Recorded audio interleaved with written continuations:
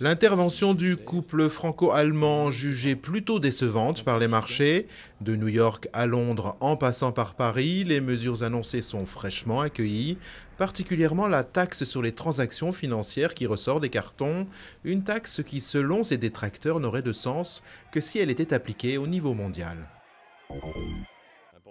Mise en examen et incarcération de Gilles Patron, le père de la famille d'accueil de Laetitia Perret, assassiné en janvier près de Pornic, est accusé d'agression sexuelle et viol sur la sœur jumelle de Laetitia, Jessica, ainsi que sur 2 autres jeunes filles. Un réacteur nucléaire autorisé à redémarrer au Japon, une première depuis la catastrophe de Fukushima.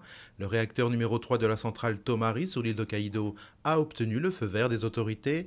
Près de 3/4 des réacteurs nippons sont actuellement à l'arrêt, alors que la population est de plus en plus opposée à l'utilisation de l'énergie nucléaire. Face aux cigales yankees, fort dépourvus devant la dette de leur pays, les Chinois font figure de véritables fourmis besogneuses qui savent être économes. Le Chinois est le champion mondial de l'épargne, il n'est endetté qu'à 17% de son revenu contre 136% pour un Américain. Par chance, la fourmi chinoise est prêteuse et finance les gigantesques déficits américains en achetant des bons du trésor.